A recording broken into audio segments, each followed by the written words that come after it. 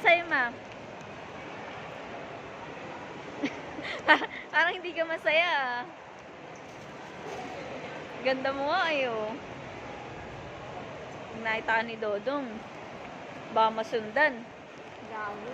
Hindi susundan, aso.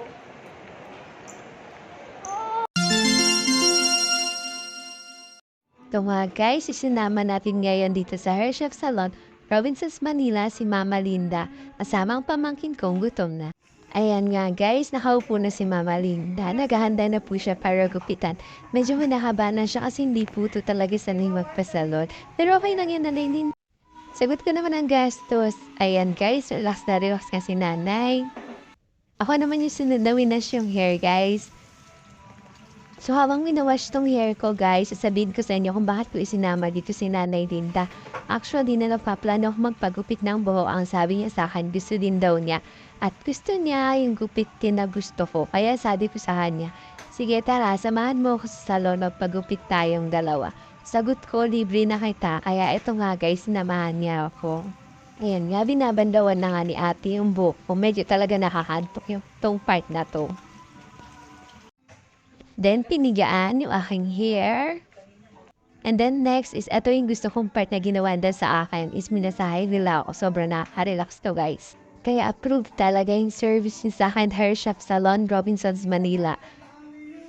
Shout out po, Hair Chef Salon, Robinsons, Manila. And nga, sinimula na nga po gupitan ng ating Nanay Linda. Ayan, nagpapapriti para kay Dodong.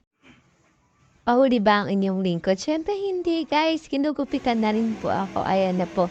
Salamat po pala and shout out sa nagupit po sa akin. Napakagaling niyo po madam. Nakalimutan ko lang po yung name niyo pero thank you po talaga.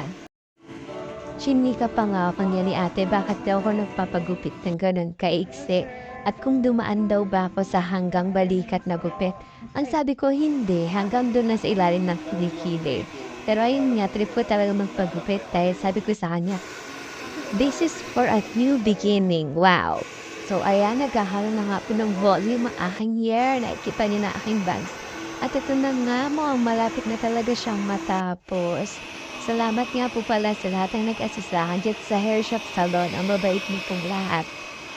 So, ito na nga, abang-abang na girl. Ito na nga, tinanggal na nga ang aking balabal. Oh, ow! Pak, ganun. O, di ba, aking kambal sa araw na ito? O, masaya ka naman ba, Mama Linda? O, pero ito talaga yung tunay na masaya eh, si Hotdog Boy.